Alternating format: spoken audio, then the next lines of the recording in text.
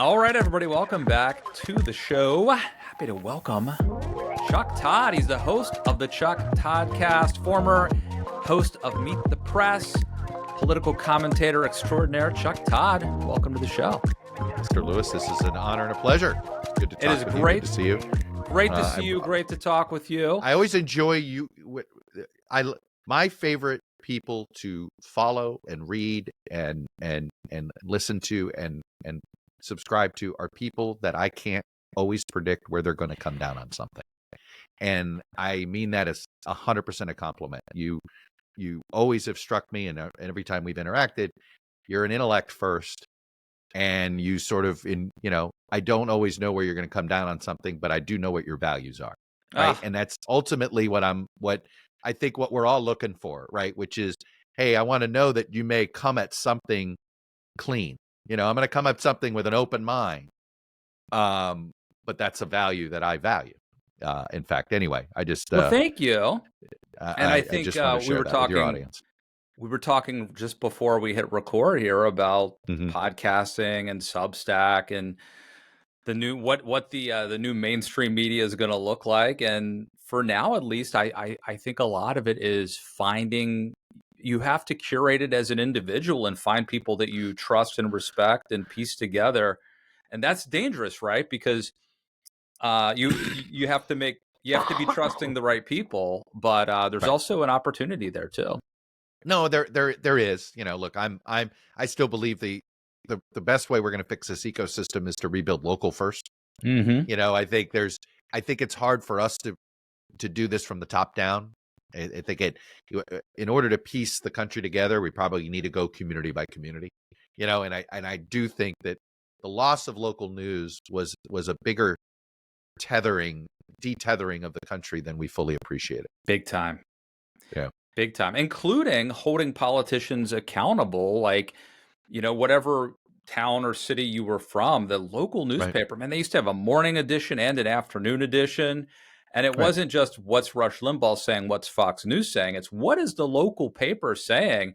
And man, if you got, if they had the goods on you, it was curtains and slow music. You had no doubt, but local media also did things like help people live their lives. Yeah. Basic ways of, saving you money, doing this, letting you know about scams that were circulating in a community. And I do think that, loss, and it's like, I always say I don't think national media has ever been trusted. We're too far away. But local media, if they were trusted, they became character references for us in national media. And we've lost our local character references. I have a 14-year-old and a 12-year-old, and I was literally just explaining to them, like, there was no internet. If you wanted to know what time the movie was playing, you probably went to the newspaper. If you wanted to know, and then you remember you used to be able to call 555 Filk. Sorry, an old Seinfeld reference. Eventually, the phone started to be an interloper. But the newspaper. If you wanted, there's probably like recipes. If you wanted to know, like, what was the box score last night? How did Ohtani? How many hits did Ohtani get last night? Look, my dad was a big Dodger fan. I grew up in Miami, but my dad was a Dodger fan, so I was a Dodger fan. We got the afternoon paper, the Miami News, because the morning paper never had the West Coast box scores, but the afternoon paper had the West Coast box scores. So we got both papers simply to get the Dodger West Coast box score every day. The Miami News. Totally gone. Paper that hasn't existed in 30 years, I think. There's nothing like I literally was just popped up on my Twitter the other day, and it was Fernando Valenzuela throwing a no-hitter like in 1990, maybe. It was late in his career. And Vin Scully calling it. It's poetry. Oh, I will go down. Look, Fernando's finally going to get it in the Hall of Fame, but I believe he earned it on the field. And I think that it's a shame he never got to get into the Hall of Fame while he was alive. I think now they'll use, whether it's broadcaster, all that stuff, he'll get in. But when, I'm more of a Nats fan than a Dodger fan now. But I actually think Fernando's on the Mount Rushmore is one of the four all-time faces of that franchise. I actually think Fernando's there at third or fourth. And because of what he meant to bringing the Mexican community back to become Dodger fans who were not fans of the Dodgers because there's a long time, if you're real historian there, Chavez Ravine, where the stadium was, a lot of Mexicans were displaced in order to build Dodger Stadium, and there was some resentment of the Dodgers for decades in the Latino community in LA. And then Fernando Mania came along. So he just culturally, and oh, by the way, Tommy Lasorda overused him. The dude pitched 300 innings a year. What he did in 10 years is still probably more innings than Max Scherzer and Justin Verlander have pitched. You know? All right. I'd love to talk about baseball. I know. Sorry. But pressing matters. No, I saw, speaking of Substack and YouTube and all this, I saw you a couple days ago. You're on with Chris Cillizza on his Substack Live. I love it when you guys are together. You guys have a great chemistry. And you were basically known each other forever. Yeah. You were basically saying that it's over for Trump.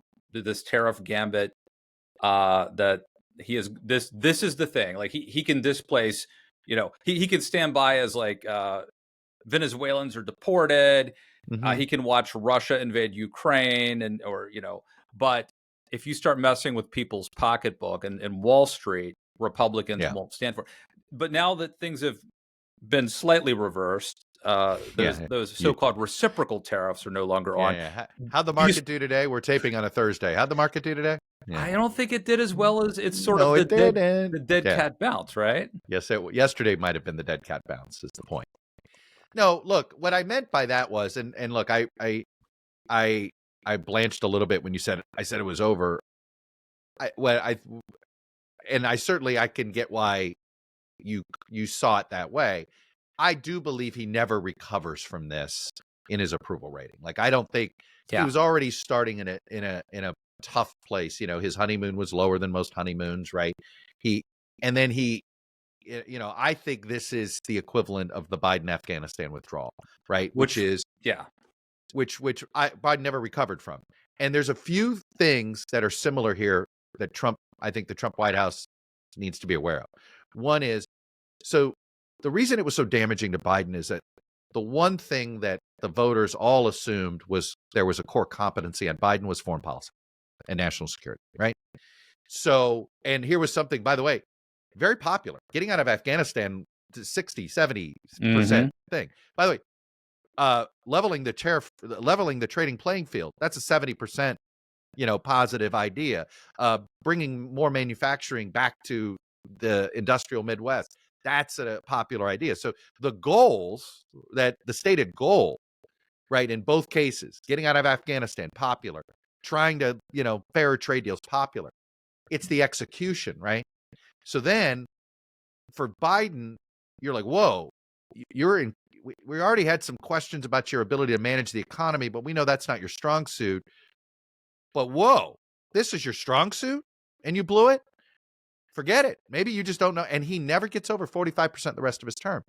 Well, Donald Trump, how many voters, and I talked to many of them who said, look, I'm not crazy about him, but you know what? The economy, he did handle the economy well. So this is for many voters, this is a core competency that the one, I don't like his tweets. I don't like his style. I don't like this, but at least he knows how to manage the economy, right? That was, whoa. So this is why I think it's so damaging to him, because it's a core rationale for being for him. It's the one, it's just like with Biden, you're like, well, that dude knows his national security. He's been around the block. He's not going to mess this up. Oh, this guy knows the economy. He's not going to mess this up. This is why I think he probably never gets back over 45 again. Wow. And you made another interesting point, which is that so many of the biggest scandals, or not even scandals, but just quagmires in the case of like Vietnam, the Iraq War, and then the Afghanistan withdrawal that you were just talking about with Biden, are self-inflicted wounds. These are wars of choice. These are not... Right. Vietnam, Iraq, these are right. Yeah. No, I thought it was Jim. I forget who said it. Maybe it was Jim. It's Jim Fallows. He called the tariff war. He was comparing it to Bush's decision to go into Iraq. You're like, you're doing this. This is a choice. So you're going to own it, right? You break it, you own it, right? And this trade war is a choice. And I think that, and I'll give you another thing, Matt. you know how we all know how sort of first terms work. There's sort of an accepted premise that you can blame the previous administration for a period of time, right? My God, Obama was blaming Bush for the economy pretty much till 2012, Right. and the public kind of gave it to him, Yeah. right? Have the Great Recession, they were sort of accepting. And Biden was, hanging his hat on Trump and the COVID economy for a while, and I think he got a little bit of leeway there until he didn't, right? Until inflation became too much. Trump just gave away this. You can't blame Biden for this is all his economy now, right? When our coffee prices are going up, you can't blame Joe Biden's inflation for that anymore. It's on you because this is tariff related inflation. And by the way, coffee, I think, is going to be the big symbol of the tariff wars, because as a few very smart, I think it was on Substack. I know who it was. It was our friend John Ellis. Do you do news items? He's John Ellis, a cousin of Jeb Bush and George W. Bush. He did a whole edition just on coffee. And we only grow coffee domestically in one state, Hawaii. Why? Right. So we can't grow enough coffee. We import all of it. The Folgers crystals, all of it is some form of import. So everybody's coffee price is going to go up. And that's the quote, everyday Americans. And when you're hitting everyday Americans, it's hard to get out from under that. I tell you what, you start messing with my coffee, that's when you've gone too far. That may be the breaking point for me. Yeah, I was just going to say, nobody's going to be, even black coffee's going to be, the oat milk and your almond milk, you're going to have to cut that out, So did Donald Trump blink, or was this always the art of the deal, and this was a four-dimensional chess victory here? So I'm going to just, I just spent an hour with Mark Caputo, who's of course the Trump beat writer, and I think one of the better oracles of trying to understand Trump world.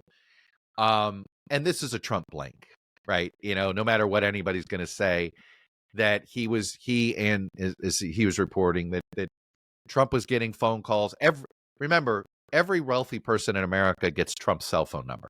Yeah. So they were calling him. There was just a guy on Twitter today saying, he's like, I supported Biden and they would never call me back. I'm a mega donor. Right. He's a mega donor. And he's like, but Trump always gets back to me. His people always get back to me. And I'm like, well, is that a feature or a bug in a president, that mega donors can call them instantly? Oh, look, I do think, it's funny you say that, not to, Obama was this aloof sometimes too. He sort of rolled his eyes at donors and rolled his eyes at business leaders, and he didn't call them back. I mean, there were stories in the first Trump term where Democratic senators would be invited into the Oval Office with Trump, and they would say, "It's the first time I've been in the Oval." They were elected in 2006. Obama just never. I remember somebody close to Obama telling me that, Obama was one of those unique politicians who didn't feed off of the gratuity of others. It's frankly, I think it's a trait that the public liked about him, but it also made him sometimes a bad host in Washington. You and I both know a lot of these members of Congress are needy people, right? They need a little TLC. It's Trump's I think it's his best gift in Washington, right? Is his ability to know that and this is, maybe it takes a needy person to understand others are needy. This is the one way he shows some sort of empathy to others, in that he knows he does want that kind of accolades from people. So he gives it to them if they're wealthy and stuff like this. But the downside of it is just this: they all have him on speed dial, and he was hearing from them. He doesn't like to disappoint his rich friends. He's very respectful of people that are wealthier than he is, and he's more respectful of their opinion if they're wealthier than he is. So I do think, it's pretty clear, talking to Mark, that while I was getting a little nervous over the weekend, I wonder if you were too, which is, the normal guardrails aren't working here. What if he's Thelma and Louise, right? What if he's decided, I really believe in this. I know nobody else does. Yeah. I'm willing to drive off the cliff to redo it. And you're like, oh my God, he really believes it. But I do think the rich people panic in this case it appears to be what caused him to blink. Thank God for rich people. Finally, those billionaires are coming through for us. Uh, Appreciate that. By the way, did you ever read Chris Matthews' book, Hardball? Not the TV show, the book Oh, the Hardball. original book, Hardball. Yeah. Was great, and it Yes. had and in his case he was comparing Reagan to Carter, and how Reagan, even though he ran as an outsider, like Reagan and Carter both ran as outsiders, once Reagan comes to Washington, he's like throwing parties for Kay Graham, and he's kind of playing the game, and it people like that, and it pays off. I'll give you a great I remember, because I was pretty close with Ken Duberstein when he was alive, who was Ronald Reagan's last chief of staff. And he was a guy that had a pretty powerful bipartisan lobbying firm for years, and I remember Dan Glickman, Democratic congressman in Kansas, talking about being shocked the first time he gets a call from Ken. And at the time, before Ken was, I think, in the congressional liaison office in the first term. And then, how that works. You sort of work your way up, and he was chief by the end. And Glickman was like, and literally all Duberstein called him up was to like, hey, what do you need? What do you need from us? This was in the first 3 months. And Glickman's going, okay. And, and he was like, huh, what's that about? Like but Reagan had this attitude of, no, and I think part of that was being a governor. I do think, because George W. Bush was very similar. Bill Clinton was very similar. This is why governors, I think, make such good Washington presidents. And I'm very careful with what I'm going to say here when I mean by Washington, meaning because they've dealt with a legislature, they deal with stakeholders every day. As governor, they basically already know how to operate in that world. It's just a different set of characters they have to get to know. But they come in and it is it's replicable, right? As far as process is concerned. I think it's why, Obama, Biden, Trump not being governors, not really ever having anything outside of a personal staff, maybe why they had some struggles with this. That's a good point. It's not lost on me that the governors, all, the three governors that we've had as presidents, at least in your and I's lifetime, 4 presidents to count Carter. But with Reagan, Clinton, and W in particular, they were the best at reaching out to the other side. And I think it's because they were governors. Yeah, that's a great point. I hadn't thought about that. Well, since you brought up, we're talking about Joe Biden a little bit. What do you make of these books that are coming out talking about how Biden was even kind of worse than we thought, maybe, and his staff kept it from us? I think some people are really upset and irate about this because if you think that Donald Trump is an existential threat, right, maybe Biden should have gotten out a little earlier. Maybe there's a primary instead of a coronation for Harris. Right. I don't know. What do you make of this? Well, it's interesting. Yeah, I'm a longtime listener of the Bill Simmons podcast, and he has a media guy that works at the Ringer named Brian Curtis. And Brian Curtis has this saying, like there'll be some player that's disgruntled and they'll trade him to another team. And everybody's like, well, what the hell happened here? And then after the trade happens, the beat reporter reports everything that was happening. And he calls it, the now they tell us story. Yeah. Now they tell us, they didn't tell us in the middle of it all. They didn't tell us what was happening between Jimmy Butler and Pat Riley. They didn't tell us what was happening between Ron Klain and at debate prep, right? It's now they tell us. Oh, okay.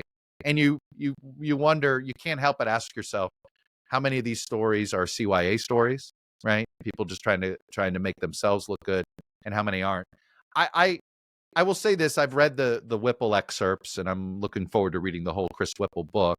There's 3 or 4 of them already out, and they all have in some ways, none of them they're not contradicting each other, right?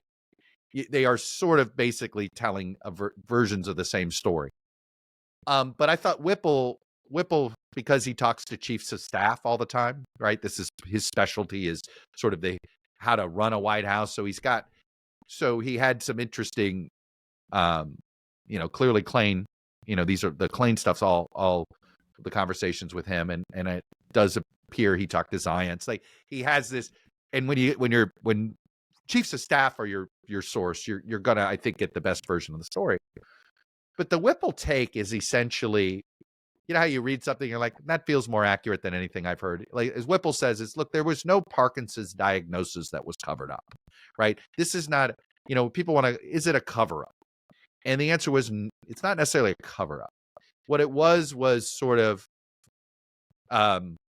benign ignorance in that everybody could claim, well, my interactions with him, he's still the same guy, right?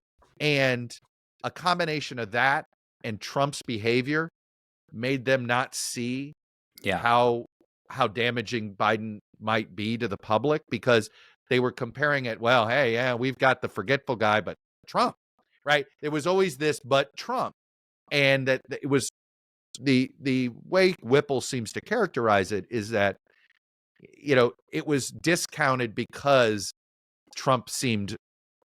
because of the Trump discount, right? Essentially, right? And it's it was also just plausible to say Trump can't win, like he's right, disqualified and Biden himself. was good enough, right? Yeah. I wonder. Here's a timeline we don't have, but on Earth 2, where Nikki Haley's the nominee, is there more self-awareness of how bad things are, right? Does the mirror, you think, if you're 80 years old and you're standing next to an 80-year-old, you think you look pretty good in the mirror. You're 80 years old and you're standing next to a 50-year-old, you suddenly go, who's the old guy standing next to the 50-year-old, right? And, it's, that's, I think, contributed to the benign ignorance on this story. Yes, everybody could see that Biden was slowing down, but it didn't seem like a threat because the candidate on the other side was Donald Trump.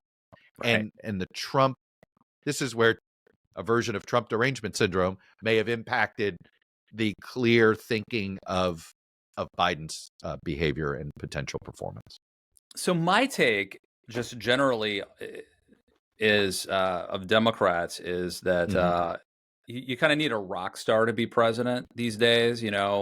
Reagan, rock star. George H.W. Bush was not, but had more charisma. That's why he was a one-termer. Only one term, and better than Dukakis, right? Right.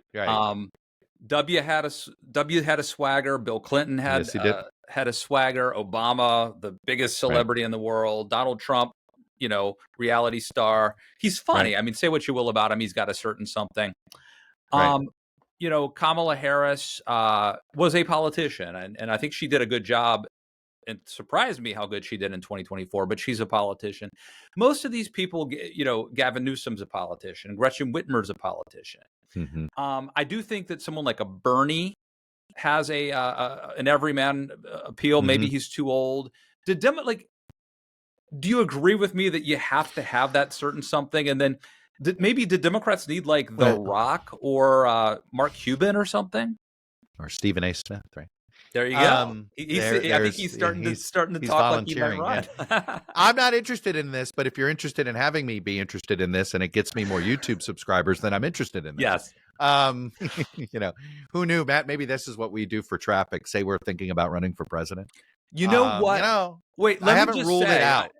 I'm not going to pull a Pat Buchanan or a William F. Buckley and run, but I do think that there are people in the podcast space, especially like kind of the never Trumpers who are, I mean, think of like a Rick Wilson, not him specifically, but just someone in that vein, that might actually surprise people if they ran.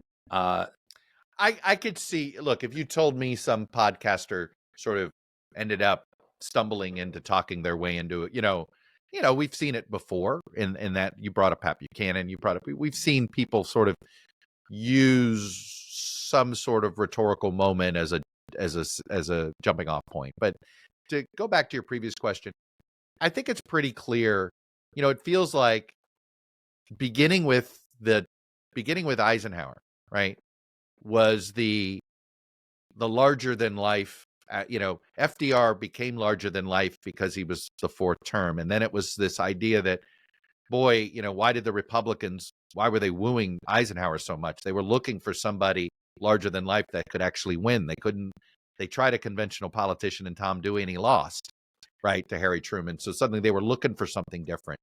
And, I could argue that the TV era and with Eisenhower, right, here's the guy who saved the world, the savior. By the way, many a democracy has tapped a heroic general as their president before, including this democracy, a guy named George Washington, right? So, I'm an Eisenhower groupie. In fact, my father I was supposed to be named Dwight David Todd. Wow. I was supposed to be named, my mother wouldn't let my dad name me Dwight, but my dad was a huge Eisenhower guy. And boy, the older I get, he wanted to call me Ike, but the older I get, the more I appreciate the leadership qualities of Dwight Eisenhower. I mean, he's probably, him and Washington are the closest we've gotten to truly nonpartisan presidents. Okay, who truly were never thinking about their party. Not saying they, first of all, Washington wasn't in a party, and Eisenhower didn't give a shit about the Republican Party. Pardon my French. He wasn't, right? I mean, the most famous, I love that clip toward the end of the 60 campaign when they're asking the president, what's something that the vice president, Richard Nixon, what's something that, he really helped you with? And he goes, let me get back to you. Give me a week. Give me a week. Give me a week. Get back to you. Get back to you. That doesn't tell you he didn't care about party, right? He just was very much, sort of. But if you think about it, right, Eisenhower, Kennedy was the television larger than life figure, and you're right. And in some ways, Nixon grew into a larger than life figure because of his loss, right? And then the humiliation, and then the comebacks, it gave him different qualities.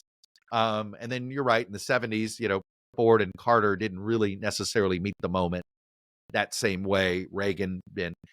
I don't know. Is it about television performance, right? Is it about, are you able to project? Are you able to speak without speaking, right? You're able, your visual is a comforting. I always thought, part of it is my age. I always saw Reagan as the wise grandpa, right? I was 8 when he was elected, and I was 16 when he left office. And I always thought of him as like my wise grandpa, right? But he did feel larger than life. And Bill Clinton, it's funny, he looks larger now. He didn't in his first term. In fact, I remember a famous Time magazine cover, "The Incredible Shrinking Presidency," right? Is the president still relevant? But but physically, though, he was physically imposing, and he had an Elvis-like sexual energy, right? Oh yeah, look, the fact that he was sort of the first cable TV president, right? He was the first one in late night hosts. He got into that before anybody else did. Arsenio Hall and the Arsenio Hall, and no, I mean, look, I think the most brilliant thing Bill Clinton did was going on the Tonight Show with Johnny Carson in '88 after he had been mocked at the Democratic convention for giving a long, ponderous speech nominating Michael Dukakis. But I look, there's clearly, you have to be able to, is it handle yourself like a celebrity? Like there's some quality you need that's bigger than just pedestrian politician, right? And you know it when you see it. Does Wes Moore have it? No. Maybe.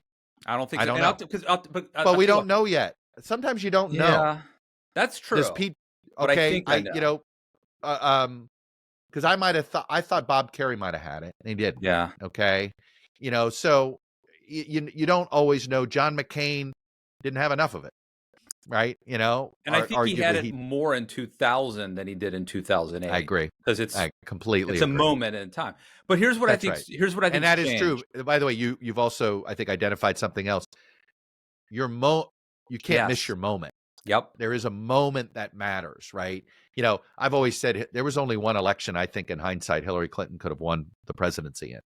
And it's the one year she didn't run, 2004. Wow. And, so sometimes you miss your moment. That was I think that was her moment. Totally. And Obama was smart to run in 2008, even though he'd only been in the Senate for a couple of He'd been told, don't do it. Run for governor in 2010 and then run for president in 2012 or 2016. Chris Christie should have run in 2012. 2012. That's right. It's but here's where I think things have ending changed. to that story. So for a long time now, our whole lives, you've needed sort of the TV charisma to really be good at this. But I think it's changed now where, number one, I think there's more machismo. I think you have to be tough. I kind of think you have to be a dude right now. Um, Democrats have run two women. Now they've both run against Trump. So that's an asterisk. But I think there's a manly, masculine quality that's been, the expectations for it have been ramped up. And I also think the being anything like a politician is even, it's always been, bad. But I think it is, if you have the talking points, if you If you're stay too on correct, message, right? Too correct. yeah, Too cookie cutter. I too think that's Josh polished, Shapiro. yeah, Josh Shapiro's got that problem. yep. You know, I that's something I think. I call it the John Edwards problem, right? It's sort of like a lot of people bought into John Edwards, and it turned out, oh, he was covering. We didn't know who he really was, Well, and so I feel the you same get. way about Rubio for different reasons. I mean, Mhm. for me, Rubio was going to be, I was Well, hoping was, you and me both. I lament my we basically we grew up in Miami. He was a year or two ahead of me. We had very similar sort of life experiences. There was a time we had, pretty good rapport, and he takes a lot of he struggles with criticism, and I think he struggles to rationalize how much he's changed. And I bought into the guy, the first term, first U.S. Senate term. guilty I bought as what he was charged. selling. Yeah, I bought what he was selling. Right. I mean, there's no doubt. And I think you're right in that you gotta, if you're correct, I think people are going to be skeptical of that. I'm going to push back on the Hillary and Kamala points in this respect. Hillary was tough. Toughness was never somebody, nobody ever thought she was going to be weak, right? There was never a perception she was going to be weak. I will go to my grave believing her last name was a bigger problem than her first name. That she was part of the political establishment, and that was she was disqualified not because she was a woman. And I think, I'm not saying there weren't people that didn't vote Yeah. for her because she was a woman. I think that exists, but I think being a Clinton symbolized status quo to some voters. Kamala Harris.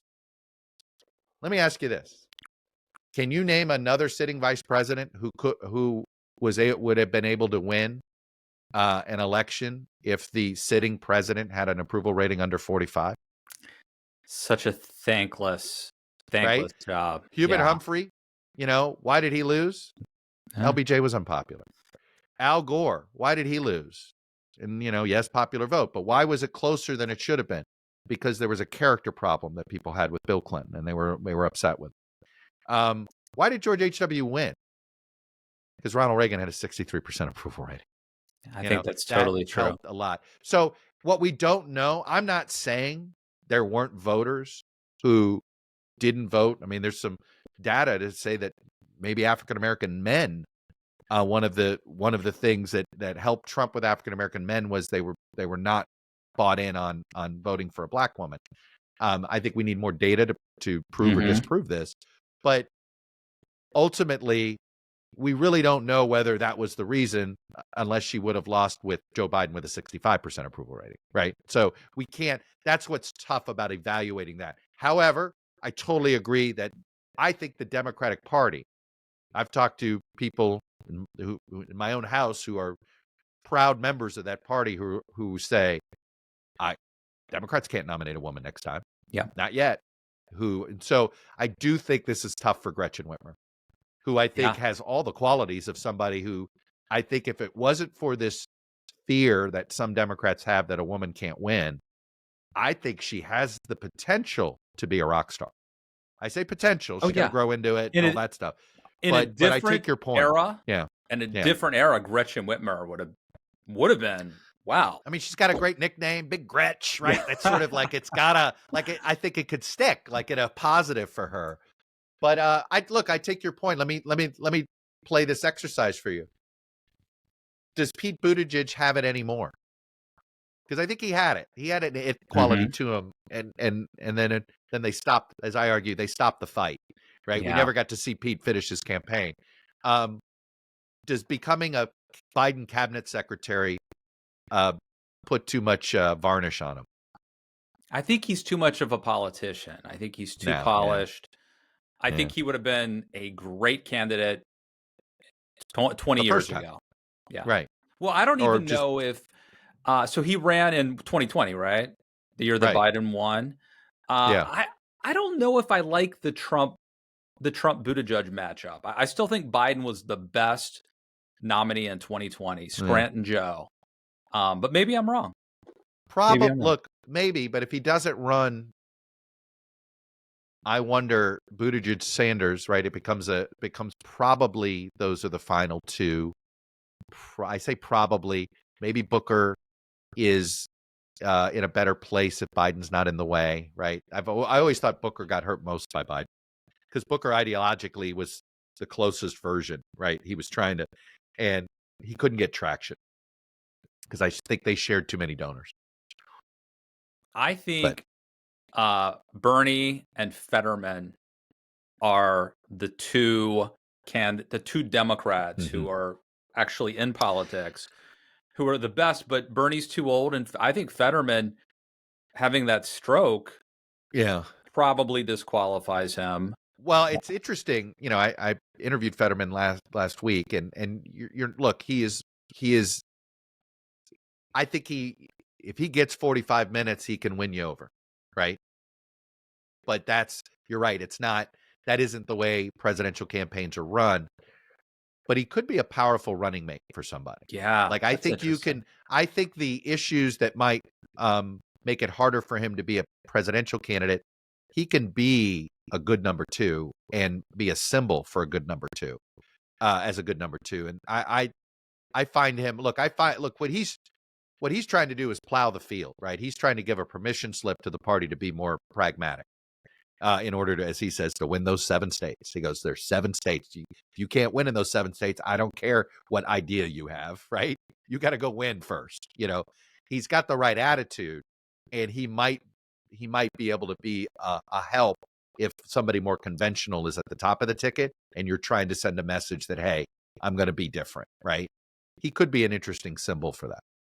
All right, let me start getting you out of here. I want to ask a weird question, and this is if you could send a 2 minute text, voice, let's say voice memo to your younger self, Mm. and it can't be sell your stock, before 2024. Um, what would you tell a young Ike? We'll call him Ike Todd Ike Todd.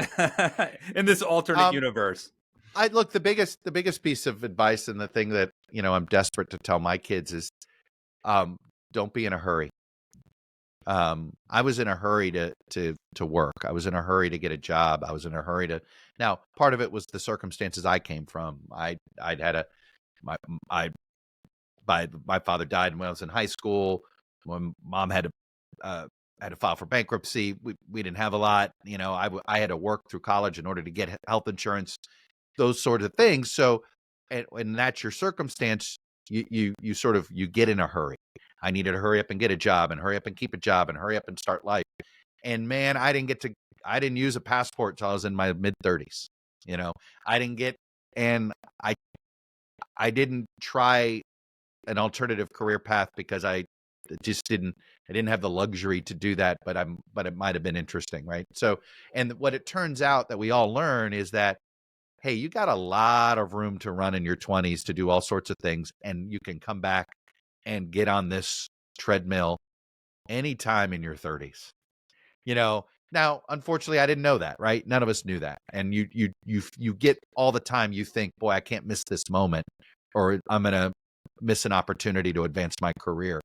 Um, but that's my guess is most middle-aged guys would say the same thing, which is you learn, oh, there's a lot of entry points into the professional world um, after 21 years old. You don't have to immediately begin adulting at 22.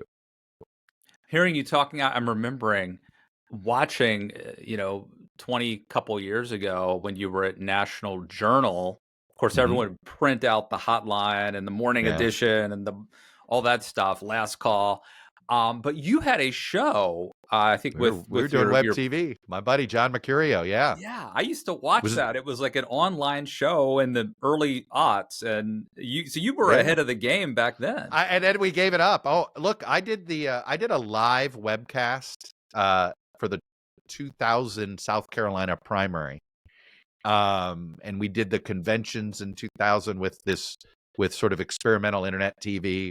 We did all kind, these people would have these ideas and they'd come to the hotline because we had material, and they're like, "Hey, do you want to we'll pay for your travel to South Carolina." And we're kind of a small shop, so we always needed the underwriting in order to support travel and stuff. So yeah, it I often look back on that show and realize, man, we were doing YouTube before YouTube existed. You You totally know, were. you can go find those. They're like everything. Somebody uploaded them. They're all up there. I just We can't were, believe that you guys for had what it was, the total bandwidth. ripoff of total ripoff of PTI Yeah. at the time. It was a complete ripoff, and we ripped them off first. That's the only thing I'll say. I did it before Howman and Halpern tried to rip them off. We ripped them off 15 years before other people were ripping them off. I did a test with Saliza at the Washington Post. That was a PTI blatant attempt ripoff. to Yeah. rip off. It even had By like the way, you the know bell. why? It works, right? That works. I always have believed it. I still think, it works today, right? You turn on PTI and you look, and my son will sit there. Oh, they're going to do Cam Ward. All right, I'm gonna stay to see what they do with Cam Ward, or they're going to do the Nats highlights. Oh, good. I want to see the Nats highlights. I believe it in politics. Yeah. You and I put this up here, and you found out we were going to do 2028 speculation. Ooh, I want to wait for that, right? It works. People want to know what's coming next. Yeah, I think they and PTI invented that rundown that would be like Eric on the Rydholm screen. is the genius. Yeah, God bless him. Now, the problem where the analogy falls apart, I think, is that, Mike Wilbon and Tony Kornheiser, they can argue and disagree about a trade or, whatever. But sports is just inherently fun and trivial, whereas Correct. you can't do Politics like the isn't. left Yeah. versus right. It would have to be, in order for it to work, it would have to be like you and Saliza. And then you run into the problem where in this day and age, certainly, there are people on the left and the right who believe that these issues are so important Don't and they're laugh. You're not allowed moral to have fun. issues. You Yeah, cannot yeah. trivialize them by Right. talking about them like they're sports, right? Look, I fully will. You know the hotline. What our secret sauce at the beginning, what made Hotline popular at the beginning was not that we had, Missouri Senate news. What made it popular is that we were the only place in print that had the last night's top 10 list for David Letterman, and we, had somebody transcribe all the political jokes in Jay Leno's monologue. And guess what? Jay Leno was a subscriber, so he knew we were doing this. So I swear he increased the number of political jokes in his monologue, and in order, knowing that it would get more traction in Washington. And it did work for a while. He had an old political consultant as one of his chief writers, a guy named John Mack. Was his writer for years, who was just one of those guys who would write jokes for political guys, and he used to just submit jokes to Jay.